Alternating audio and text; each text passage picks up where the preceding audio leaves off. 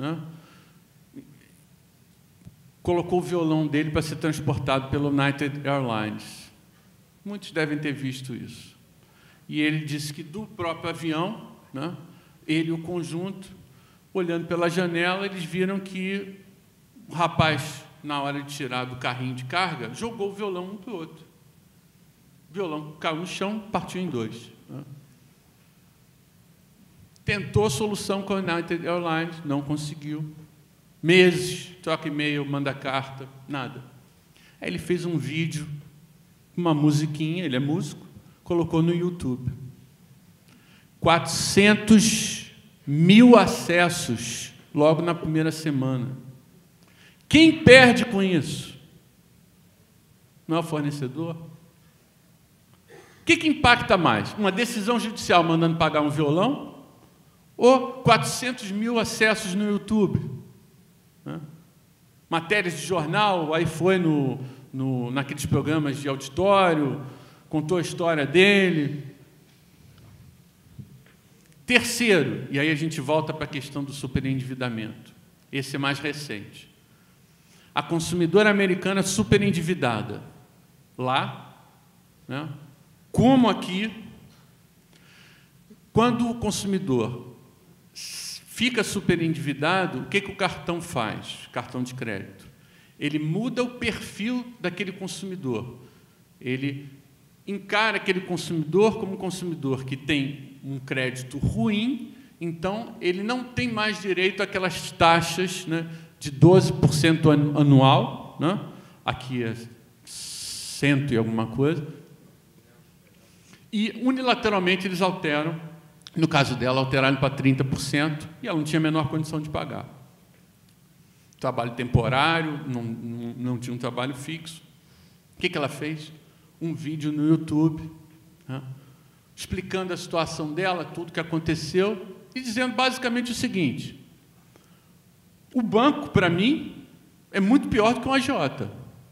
O agiota teria cumprido o contrato que fez comigo. O banco não cumpriu, mudou unilateralmente. Pá! Sei quantos milhões de acessos, o banco imediatamente procurou ela, voltou às taxas de 11%, baixou até mais, resolveu o problema. O que isso provoca? Os papéis todos ficam confundidos, né? Tudo confuso.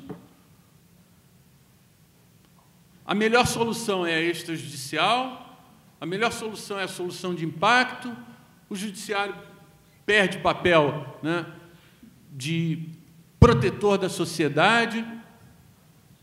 Então, tudo isso tem que fazer a gente repensar o sistema, né, rediscutir, né, a definição do papel de cada um, e o sistema tem que funcionar como foi imaginado, né? Sistema de proteção do consumidor. É esse o nome que está no Código do Consumidor. Sistema de proteção do consumidor. Não é só o Judiciário, não é só o Ministério Público, não é só o PROCON, não é só o CODECON, não é só a empresa, mas tudo tem que funcionar, cada um no seu nível, né? Até, a gente falou no caso do computador, dependendo do volume, pode ser que tenha um caso como esse, né? O cliente comprou o computador, não entregou, aí, eu, dependendo do meu volume, dou a tutela, mando entregar o computador. Não entregou. Multa, acumulou a multa. Efeito coercitivo, né? Chega uma hora, eu vejo, não vai, a multa não está surtindo o papel que eu desejava. Eu pego o meu oficial de justiça e digo, vai lá buscar o computador e entrega. Assim tem que funcionar. Ele entra lá, pega o computador e entrega para o consumidor. Judiciário forte, judiciário efetivo, né? Efetividade, para resolver. Agora, não posso mesquinhar o meu poder. Eu não posso me lançar a fazer coisas que eu não tenho condição de concretizar. E, bom, a gente já discutiu esses efeitos nocivos, né, dessa demanda inchada da demanda de massa, né? Como é que nós imaginamos que a solução pode ser encontrada, né? Como é que se dá redefinição dos papéis. Primeira coisa, o Estado precisa investir, né, no atendimento do consumidor, a nível municipal, a nível estadual, né? Isso vai fazer com que essas demandas, né, dos consumidores não atendidos diretamente pela empresa, que seria o ideal, né, sejam aglutinadas, alguns casos se tornam, né, ações individuais e muitos casos se tornam, né, demanda coletiva, ação civil pública, né? O que nós assistimos é que o Ministério Público assumiu um papel, né, também de protagonista, que não deveria ser, né, Rodrigo, maior índice de ajuizamento de ações civis públicas do Ministério Público Estadual. O sistema não foi concebido para isso. Esse papel tinha que estar com as associações de defesa do consumidor. Mas as associações de defesa do consumidor deveriam ser autênticas associações de defesa do consumidor, e não escritórios de advocacia, né? Também está errado. Escritórios de advocacia que aglutinam demanda e muitas vezes entram com 50 mil ações individuais para deixar o fornecedor desesperado, contratando 30 mil advogados para se defender. Também está errado. Então, se esses níveis todos forem respeitados, né, o sistema volta a ter volume de demanda normal, né, e o Poder Judiciário volta a ser aquele que se torna o verdadeiro guardião, né? Deu errado, precisa medida de força? Eu entro na Justiça, resolve na hora. Mas eu não tenho condição de fazer isso, né, recebendo 1.200 processos por mês. Bom, esse modelo ideal do sistema de proteção do consumidor foi imaginado assim, né? Primeiro, a empresa tenta a conciliação. Segundo nível, né, o atendimento prestado pelo executivo, que é um protagonista, né, ativo, né, imaginado pelo Código do Consumidor.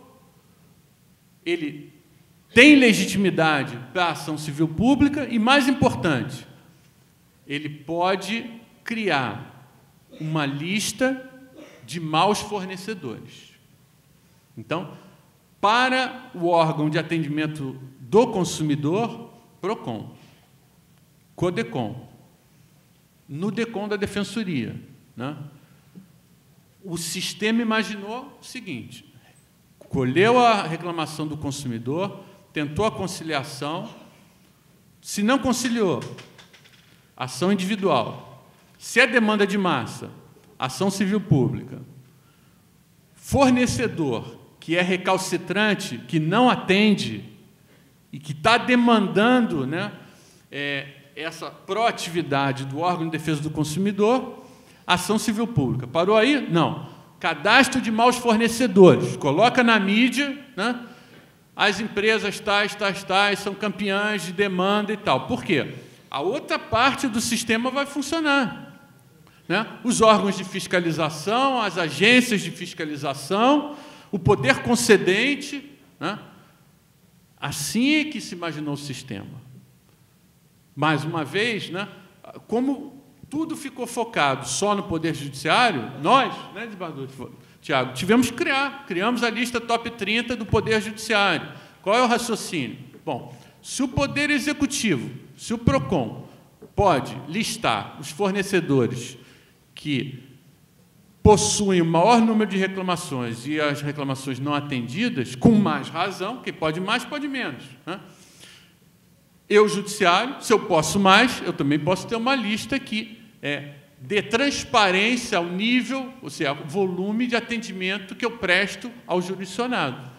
E aprovamos num seminário, né, um enunciado que recomenda que o Judiciário, então, todo mês publique uma lista, né, que é o cadastro, né, dos fornecedores que possuem o maior número de reclamações. Isso fez com que fez com que os fornecedores, atentos a essa realidade, né, procurassem o tribunal buscando, né, formas alternativas de solução desses conflitos, realização de mutirões, né, busca de redução do número desse passivo. Então, vocês veem que tudo funciona, né, de uma maneira harmônica, e não cada um atirando para um lado diferente, né? Bom, cadastro de maus fornecedores, multa administrativa, né?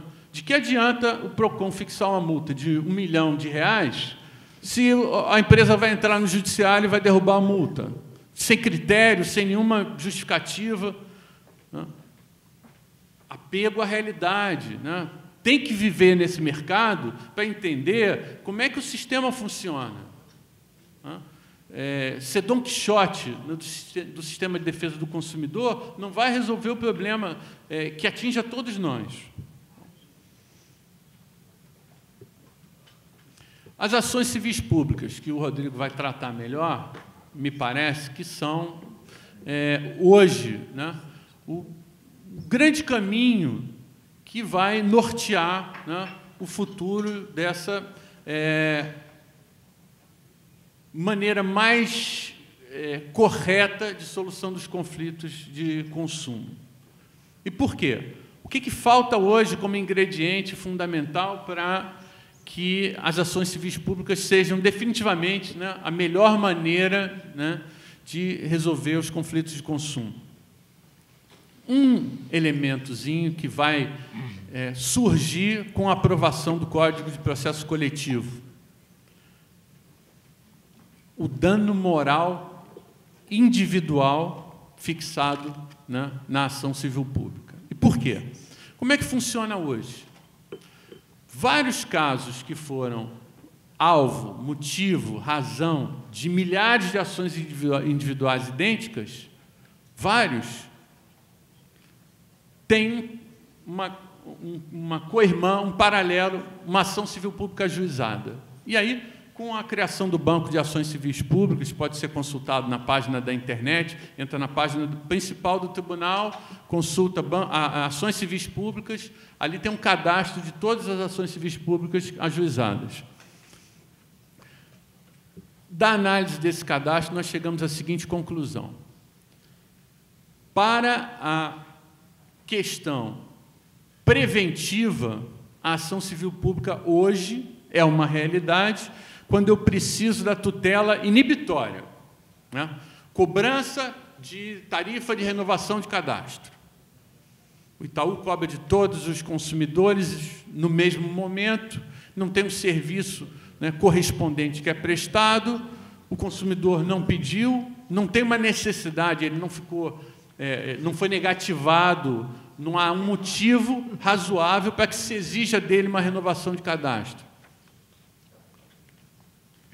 Se a ação civil pública concede uma tutela antecipada dizendo pare de cobrar, resolveu o problema de todos os consumidores. Inibiu de fato milhares de ações.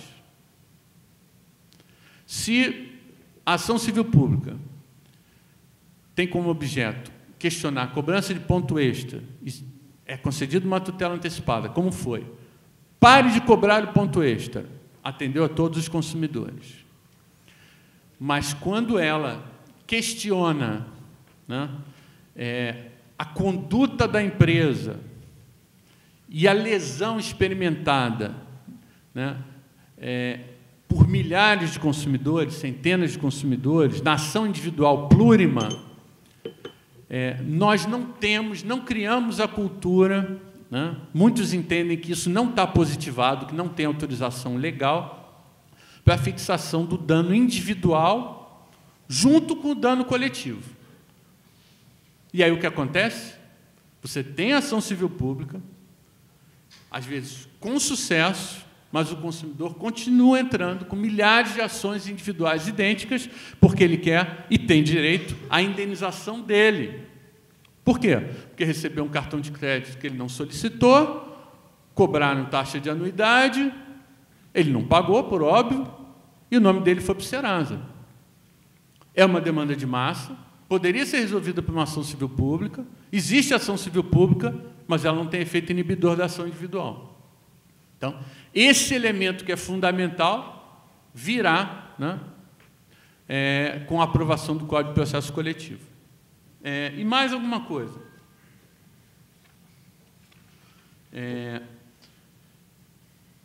Nesse anteprojeto de Código de Processo Coletivo, há a identificação de um fator, né, que nem nós, né, tínhamos pensado antes. E o que é? Quando uma ação civil pública questiona uma conduta de um segmento, né, do mercado de consumo, por exemplo, a área bancária, a gente, quando faz a consulta ao Banco de Ações Civis Públicas, você verifica lá. O Ministério Público entra contra o Bradesco, o Itaú, o HSBC, uma ação civil pública contra vários bancos, alguns ficam de fora, no Rio de Janeiro. Então, se a conduta do banco é reprovada em relação a uma cobrança indevida, abusiva, a coisa julgada aqui é formada em relação àqueles bancos no âmbito do Estado. Então, ao mesmo tempo, você tem duas questões fundamentais que são antítese do que se deve buscar em termos de poder judiciário. E o que é? A harmonia das decisões e evitar que existam decisões díspares, né? Então, se a ação civil pública tem esse papel, se deveria buscar uma fórmula de que essa decisão atingisse todo o segmento econômico. E o anteprojeto deve trazer, né, a possibilidade de que essa ação civil pública seja lançada, por exemplo, contra um ente que represente toda a categoria econômica, por exemplo, contra a FEBRABAN, atingindo todos os bancos, né? E, no final, a gente espera também que essa questão da coisa julgada, né, erga omnes, de âmbito nacional, né, venha como uma solução no anteprojeto novo, e o Rodrigo vai falar melhor sobre a aplicação do artigo 16, né, da Lei de Ação Civil Pública, que limita a coisa julgada ao âmbito estadual. Aí você vai constatar que, se eu questiono o Itaú em relação à taxa de renovação de cadastro no Rio, ela é considerada abusiva. O consumidor de Belo Horizonte, né, de Minas Gerais, está passando pela mesma coisa. Lá pode ter deverá ter uma outra ação civil pública, uma solução que não é harmônica e não evita decisões díspares. Bom, meu papel aqui era esse provocador, né? E eu espero que depois, no momento dos debates, que a gente possa discutir melhor essas questões. Para mim, né, é um prazer, primeiro, estar ao lado do desembargador Tiago e do Rodrigo Terra, que é o verdadeiro paladino, né, da justiça aqui do Estado do Rio de Janeiro. Ele que faz, na verdade, né, o papel de defesa do consumidor no âmbito coletivo, que é o que se busca como solução para essas questões de massa, né? E espero que esse nosso seminário tenha esse efeito provocador de busca de soluções definitivas, né? O que não pode acontecer é nós ficarmos diante de um quadro como esse, né, que o Poder Judiciário vai cada dia perdendo, né, mais a sua força, né, mais reconhecimento em relação à opinião pública. E lembrar que, no ano passado, a AMB, né, a Associação dos Magistrados Brasileiros, fez uma pesquisa de âmbito nacional em relação à confiabilidade do Poder Judiciário. E a constatação foi de que 80% dos jurisdicionados acreditavam no Poder Judiciário, segmento juizados especiais. 40% confiavam no Poder Judiciário como um todo e no Supremo Tribunal Federal. Isso nos dá, né, motivo para muita reflexão, né, e a certeza de que foi exatamente esse atendimento que a gente fez nos últimos 10 anos, né, do nosso jurisdicionado, resolvendo os problemas, basicamente de consumo, que fez com que o jurisdicionado reconhecesse no Poder Judiciário, né, um ator importante, né, o defensor da sociedade. E a gente não pode perder esse papel, né, porque eu acho que cada um de nós entrega muito da sua vida pessoal para essa atividade e a gente não merece mesmo, né, que o consumidor olhe para o Poder Judiciário com desconfiança. Muito obrigado, foi um prazer.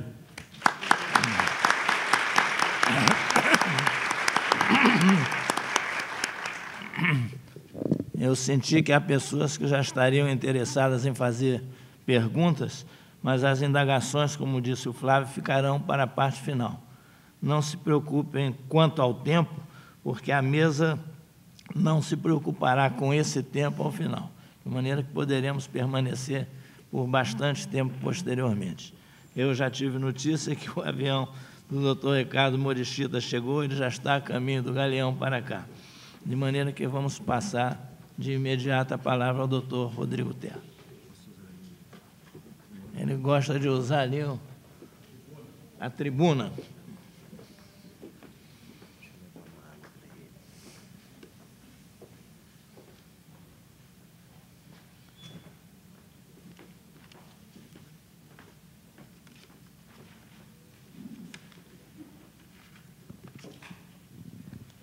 Alô?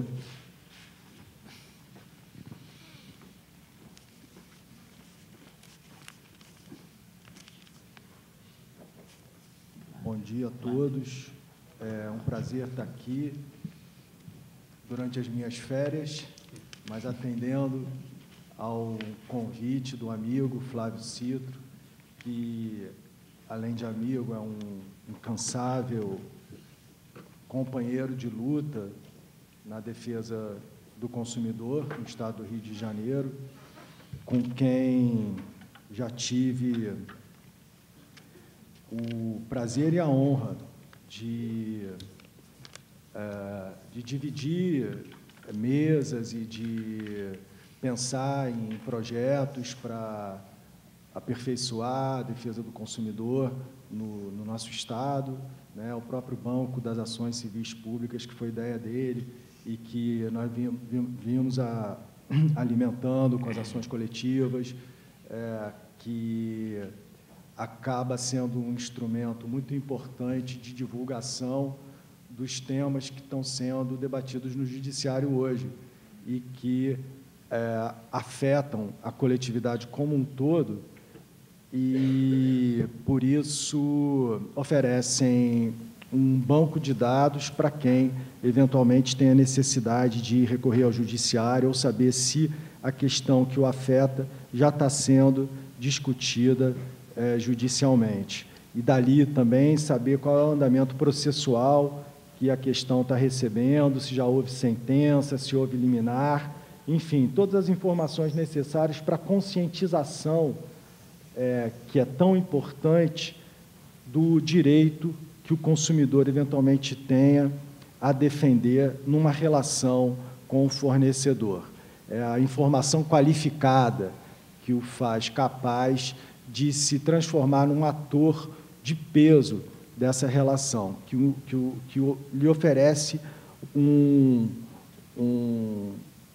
instrumento adequado para avançar com as suas postulações. E eu não posso deixar de falar sobre o vídeo da United, né? Que, inclusive, na abertura do 9º Encontro Nacional do Ministério Público do Consumidor, no Espírito Santo, a associação que eu presido atualmente, eu usei o vídeo que eu tirei do seu site para ilustrar a abertura. Não sei se vocês já viram o vídeo, mas é muito interessante, né? Só acho que para acrescentar as informações que você já deu, né, Flávio?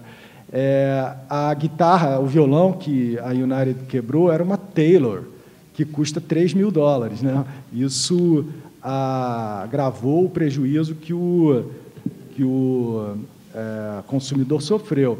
E, além disso, parece que com o primeiro mês de exibição do vídeo na internet, já houve mais de 2 milhões de acessos. E a United já procurou o sujeito para oferecer não mais os $3.000, mas talvez $300.000, né, para que ele tirasse o vídeo do ar. E ele recusou. Né? Não só recusou, como já fez mais 2. Então, essa conscientização, né, e até me lembro do agora saudoso, né, ministro Direito, no 6º Encontro Nacional da Associação do MPCOM, no Rio, que dizia que a diferença entre os Estados Unidos e o Brasil, né, o que é bom para os Estados Unidos é bom para o Brasil, que nos Estados Unidos não tem uma lei tão boa quanto o Código de Defesa do Consumidor, que talvez seja a vanguarda mesmo legislativa no planeta, mas tem a cultura de defesa do consumidor, que tem muito a ver com o mercado, né, com o funcionamento do mercado. Por que o sujeito foi procurado pela United? Porque ela viu que a exposição negativa dela seria prejudicial para o seu desempenho no mercado. Mas no Brasil nós não temos a cultura, né? Temos a lei, mas não temos a cultura. Mas estamos avançando, eu tenho certeza. Acho que é visível o tipo de transformação que nós estamos atravessando hoje na defesa do consumidor.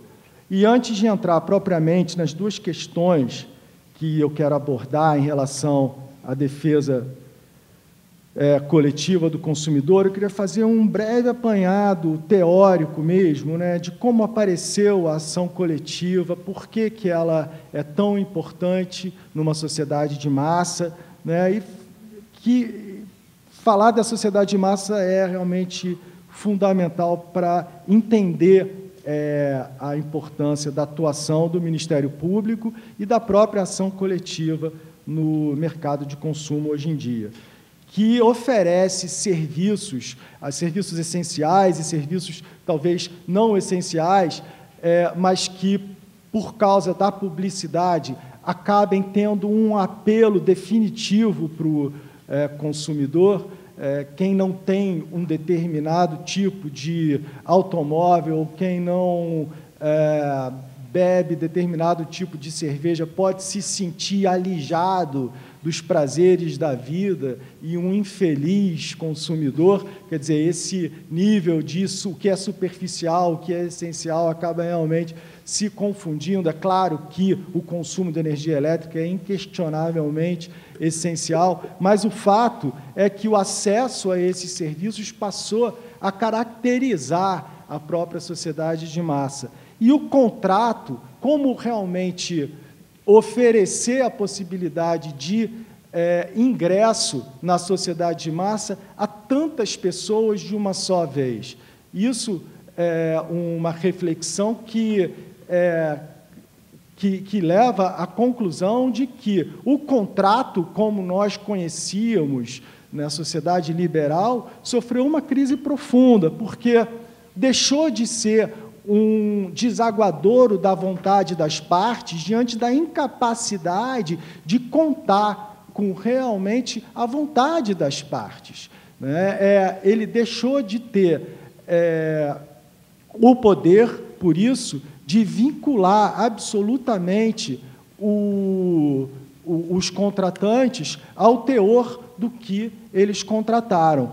E essa crise do contrato abalou profundamente os alicerces, que até então se conheciam da força obrigatória do contrato, da autonomia da vontade, e requisitou a intervenção estatal para realmente tentar corrigir, né, esse desequilíbrio. Então, as partes continuam, entre aspas, tendo a liberdade de contratar, desde que, atendendo a um dever anexo que paira sobre toda a relação contratual, que exige que uma conduta de boa-fé objetiva, né? Isso porque o contrato deixou de ser um contrato e passou a ser um ato, né, emanado de uma só das partes, redigido unilateralmente por quem tem o poder de fornecer o serviço. Quer dizer, esse contrato de massa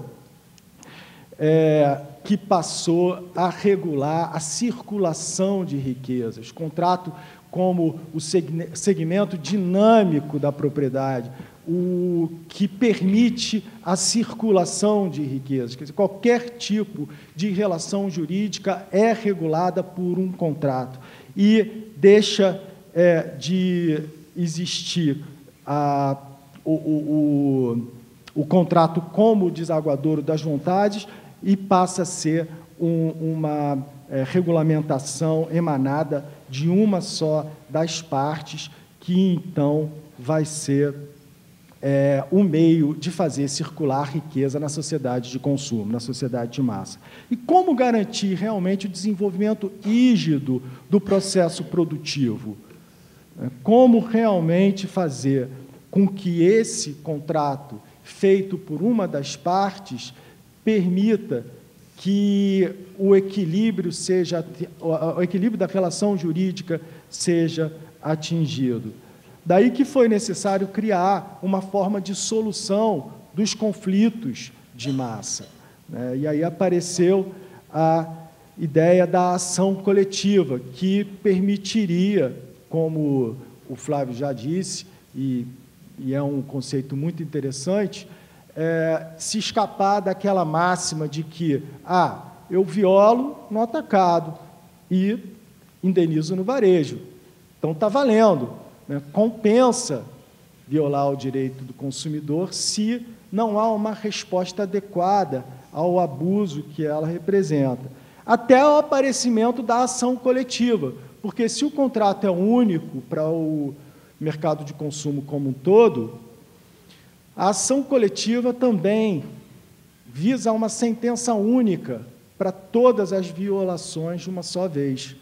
E essa sentença, como contraponto do contrato de adesão, é que vai oferecer acesso à justiça a quem sequer tinha pensado em recorrer ao judiciário para obter reparação do dano que sofreu, desassoberba o judiciário com a multiplicação de ações individuais idênticas, né, e evita a decisões conflitantes. Quer dizer, o mesmo fato submetido a um juiz obtém uma sentença e submetido por outra pessoa a outro juiz obtém uma sentença diferente. Isso é causa de insegurança jurídica e evitaria que essas decisões conflitantes acontecessem. Então, a ação coletiva vai revolucionar o próprio processo judicial, porque, em vez de obter uma decisão que faz lei entre as partes, tal como o contrato, né, a sentença judicial teria efeito entre as partes que participaram do processo, a ação coletiva visa a uma sentença que tem efeitos erga omnes, e aí se aproxima até do processo legislativo, que objetiva a uma norma, a uma lei que é marcada pela generalidade, que obriga a todos indistintamente. E a sentença do processo judicial tem essa marca distintiva de ter os efeitos erga omnes, e vem previstos no artigo 103 e 104, né, do Código de Defesa do Consumidor, que prevê basicamente que, salvo a improcedência por insuficiência de provas, né, a lide, o nosso querido Ricardo Morichita, chegando. E, então, eu dizia que os efeitos erga omnes da sentença no processo coletivo que são a marca distintiva do que se passou a conhecer como a sentença coletiva. E daí aparecem duas questões que preocupam atualmente. A primeira é a limitação territorial da decisão judicial. O artigo 16 da Lei da Ação Civil Pública previu que a sentença vai fazer coisa julgada nos limites da competência territorial do órgão prolator. Quer dizer, independente da extensão do dano que está sendo julgado no processo, ou seja, se o dano aconteceu só na comarca do Rio de Janeiro, ou se ele se estendeu por todo o estado do Rio de Janeiro, ou se ele é um dano nacional, independente, então, da questão de direito material que está sendo submetida ao Poder Judiciário, o que vai determinar a extensão dos efeitos da sentença vai ser a competência do órgão prolator da sentença. Então, se recorre a um instituto de direito processual para resolver um problema de direito material, né, como se fosse possível realmente transformar a realidade através de uma disposição normativa, através de um artigo de lei que diz que a competência do órgão prolator da sentença é que vai determinar a extensão dos efeitos da sentença. Mas e se a questão se ultrapassar os efeitos da comarca do Rio de Janeiro, por exemplo, se for uma questão colocada aqui na vara empresarial, mas que realmente afete o Brasil como um todo, né? Então, esse tipo de solução acaba esbarrando em vários preceitos constitucionais que prevêem, por exemplo, que é direito individual fundamental a promoção pelo Estado da defesa do consumidor e também que prevê a própria igualdade material, é princípio universal da civilização como um todo. Quer dizer, isso para dizer o seguinte, vamos imaginar que um medicamento condenado seja por decisão judicial da vara empresarial, do juízo empresarial aqui do Rio de Janeiro,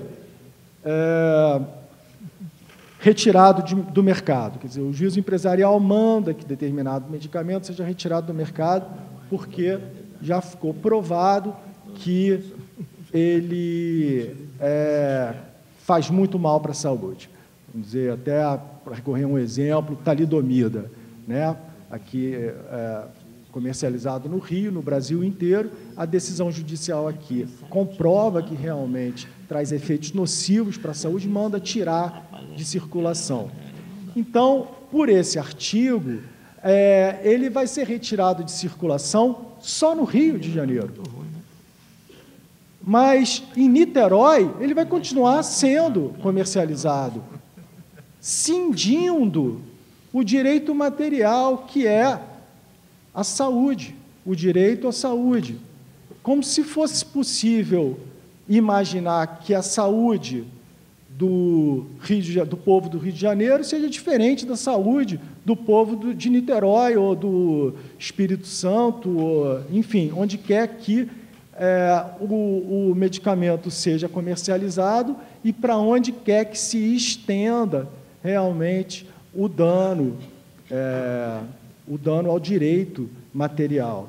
Então, essa situação induz realmente a perplexidade e compromete a própria efetividade, né, da tutela da jurisdição, sem dizer que ainda aparece a possibilidade de se arguir a litispendência, porque imagine-se que o Ministério Público do Rio de Janeiro ajuize uma ação com esse objetivo de retirar o medicamento condenado do mercado aqui e o Ministério Público do Estado de Santa Catarina ajuize ação com um objeto idêntico.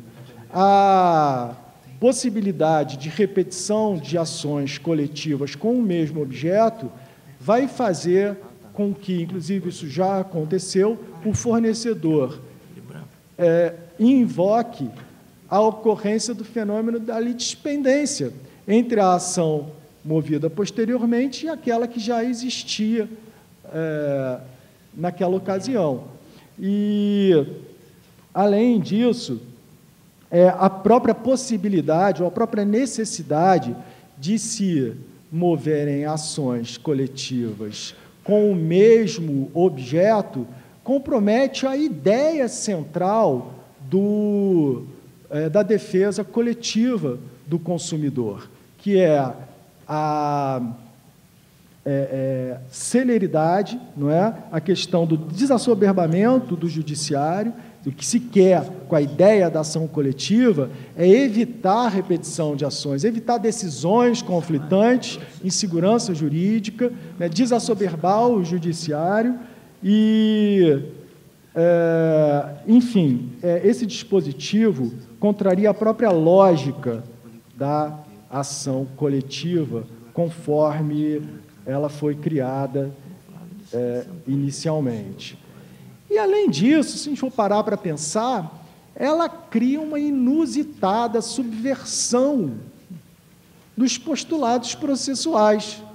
Já imaginaram a situação de um fornecedor perder a causa no juízo empresarial e o advogado dele dizer o seguinte: olha, você perdeu, você sucumbiu, mas não recorre, não. Recorre, não. Porque se você recorrer e o Tribunal de Justiça negar provimento ao seu recurso, a coisa julgada vai se estender por todo o Estado. E se ele perder no Tribunal de Justiça, o advogado vai falar: olha, deixa, está barato, não recorre não, porque se você recorrer e o Superior Tribunal de Justiça negar provimento ao seu recurso, então a coisa julgada vai se estender por todo o território nacional. Quer dizer, isso é uma subversão profunda dos postulados de direito processual e, afinal de contas, vai confundir o próprio jurisdicionado e o próprio advogado, né, que teria interesse, obviamente, em obter o ganho de causa para o seu cliente e vai ter que lhe dar um conselho completamente diferente. O procurador de justiça Paulo Valério, da UPAI Moraes, lá do Rio Grande do Sul, também da Associação Nacional do Ministério Público do Consumidor, um valente companheiro, que batizou esse fenômeno, né, de coisa julgada balão. Quanto mais a pessoa vai recorrendo, mais vai se estendendo os efeitos da coisa julgada. E a perplexidade em relação a essa questão é que acaba havendo um interesse na manutenção da decisão desfavorável por parte do próprio condenado, né? Quer dizer, há um problema difícil de se resolver em termos até mesmo processuais para a manutenção desse tipo de vinculação dos efeitos da sentença à extensão da competência territorial do órgão prolator. O STJ, né, quando julgou o recurso especial 411.529 de São Paulo, em 24 de junho de 2008, a relatora ministra Nancy Andrighi pôs uma pá de cal na constitucionalidade desse artigo, entendendo que a coisa julgada, entre aspas, é meramente a imutabilidade dos efeitos da sentença. Mesmo que limitada, os seus efeitos serão erga omnes, para além dos limites da competência do órgão prolator. Ou seja, ou é erga omnes ou não é erga omnes. Não tem erga omnes na extensão territorial do órgão prolator. Se recorrer a um instituto de direito processual para resolver uma questão de direito material. É difícil entender a possibilidade jurídica desse tipo de solução. Mas o fato é que, recentemente, a segunda sessão do STJ deu provimento a uns embargos de divergência do Banco de Crédito Nacional contra o IDEC, Instituto de Defesa do Consumidor, que tinha processado o banco por conta das perdas do Plano Verão. O ministro Fernando Gonçalves deu provimento a esses embargos com fundamento no artigo 2º dessa lei que introduziu o artigo 16 na Lei da Ação Civil Pública, criando essa vinculação. E esse artigo 2º traz um terceiro elemento para a discussão, porque ele diz o seguinte: a sentença civil prolatada em ação de caráter coletivo, proposta por entidade associativa na defesa dos interesses e direitos dos seus associados, abrangerá apenas os substituídos que tenham, na data da propositura da ação, domicílio no âmbito da competência territorial do órgão prolator. Quer dizer, primeiro, se refere expressamente à ação de caráter coletivo proposta por entidade associativa. O Ministério Público não é a entidade associativa, e tantos outros órgãos há que têm o poder jurídico de ajuizar ações coletivas, como o próprio PROCON, não é? E que não são entidades associativas, né? Então, nesse caso, esse precedente se aplicaria para uma decisão judicial obtida por esses outros órgãos, pelo próprio Ministério Público, pela Comissão de Defesa do Consumidor da Alerj, ou se restringiria, já que se fundamentou nesse artigo 2º, que se refere especificamente à entidade associativa, às ações coletivas movidas por associações. Quer dizer, se realmente esse for o entendimento, esse precedente não resolve a questão e não enfrenta, da mesma forma como fez, os aspectos que o julgamento da ministra Nancy Andrighi, os aspectos da questão que o julgamento da ministra Nancy enfrentou. Além disso, né, a gente prosseguir aqui na leitura desse dispositivo, vamos ver que ele diz que a sentença civil prolatada em ação de caráter coletivo proposta por entidade associativa, na defesa dos interesses e direitos dos seus associados, quer dizer, aqui, e continua, abrangerá apenas os substituídos. Mas esse artigo está falando dos associados ou dos substituídos? Porque há uma diferenciação clássica entre esses dois tipos de consumidores.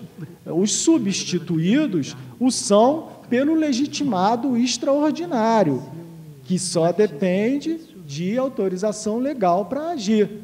Já o representado depende de autorização assemblear, não é? Ele tem que realmente ser filiado à associação e age, então, por representação. A associação age por representação. O Ministério Público não tem o poder de agir por representação. O PROCON tampouco. A Comissão de Defesa do Consumidor, menos ainda.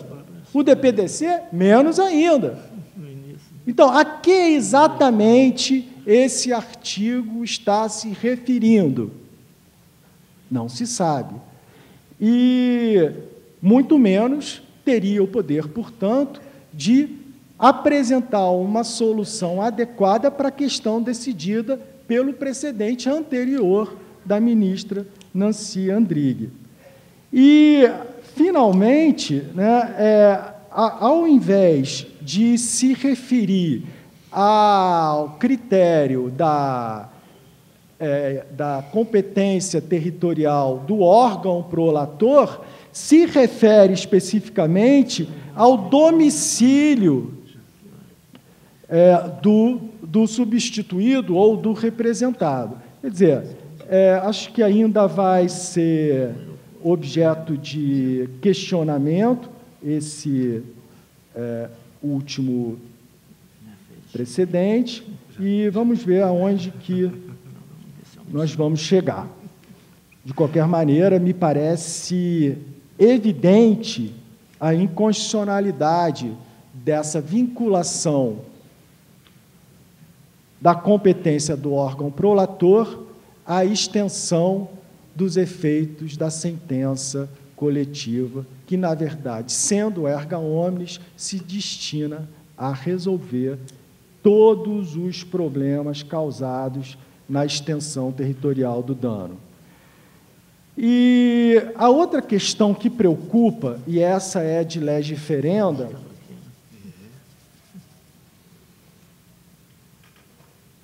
e que foi também debatida, e muito debatida, no 9º Encontro Nacional do Ministério Público do Consumidor, que contou com a parceria importantíssima do DPDC, né? E a questão da revogação do título 3º do Código de Defesa do Consumidor. A iniciativa do PL 5139, que criará o Código de Processo Coletivo, é muito positiva. Inclusive, o Flávio citou diversos aspectos do projeto que contribuirão efetivamente para o aperfeiçoamento da defesa do consumidor coletivamente considerado. Mas, em relação a esse aspecto específico da revogação do título 3º do Código de Defesa do Consumidor, causa preocupação. Isso porque eu vou pedir a licença para fazer uma breve leitura aqui do artigo 34 do PL. Diz o seguinte: os efeitos da coisa julgada coletiva na tutela de direitos individuais homogêneos não prejudicarão os direitos individuais dos integrantes do grupo, categoria ou classe, que poderão propor ações individuais em sua tutela. Parágrafo 1º. Não serão admitidas novas demandas individuais relacionadas com interesses ou direitos individuais homogêneos quando, em ação coletiva, houver julgamento de improcedência em matéria exclusivamente de direito, sendo extintos os processos individuais anteriormente ajuizados. Aí diz o parágrafo 3º. Os membros do grupo que não tiverem sido devidamente comunicados do ajuizamento da ação coletiva ou que tenham exercido tempestivamente o direito à exclusão não serão afetados pelos efeitos da coisa julgada previstos no parágrafo 1º. Artigo 37. O ajuizamento de ações coletivas não induz litispendência para as ações individuais que têm o objeto correspondente, mas haverá a suspensão destas até o julgamento da demanda coletiva em primeiro grau de jurisdição. Então, primeira coisa, o princípio fundamental a ação coletiva não prejudicará as individuais, né? Isso é o que há hoje, né? O artigo 103 e 104 do CDC, que prevêem que a decisão coletiva terá efeitos erga omnes e que a coisa julgada é secundum eventum litis inutilibus, ou seja, a coisa julgada não prejudica a esfera individual de quem tiver recorrido ao judiciário com o objeto correspondente. Acontece que o ajuizamento da coletiva pelo projeto de lei implicará automaticamente a suspensão das ações individuais, até que a ação coletiva seja julgada em primeiro grau de jurisdição. Ora, as ações coletivas são lentas, complexas, infelizmente contribuem para a triste realidade da morosidade da justiça, que está sendo enfrentada pelo Conselho Nacional de Justiça, inclusive com estabelecimento de metas para conclusão da prestação jurisdicional. Eu posso dar um exemplo de uma ação coletiva que questionava a violação a direitos individuais homogêneos, ajuizada em 2001, e que só hoje tem, inclusive não transitou em julgado, mas realmente já foi julgada pelo STJ e pende ainda um agravo de instrumento ou outro, que é a ação que questionava a cobrança cumulada de comissão de permanência e multa contratual. Isso é uma ação de 2001. E se o Ministério Público, uma questão que afeta milhões de indivíduos que certamente estariam questionando individualmente a cobrança com a acumulação dessas verbas. E se o Ministério Público tivesse ajuizado a ação sob a vigência do projeto de lei, todas essas ações individuais estariam automaticamente suspensas, implicando um custo muito grande para o próprio de manutenção da iniciativa individual, porque a suspensão não implica a rescisão do contrato com o advogado, né? Então haverá ainda a necessidade de manter a remuneração do profissional que acompanhará essas ações individuais e, além da suspensão, impede o ajuizamento de novas ações. Quer dizer, o artigo 5º, inciso 35 da Constituição, que prevê como direito individual fundamental o acesso à prestação jurisdicional, estaria, salvo o melhor juízo, maltratado.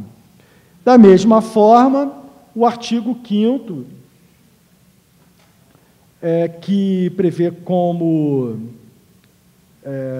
direito individual fundamental o devido processo legal para que qualquer pessoa seja privada dos seus bens e direitos. Esses aspectos vão implicar necessariamente num agravamento da morosidade da justiça e maltratar também o preceito jurisdicional que prevê que o processo deve ter uma duração.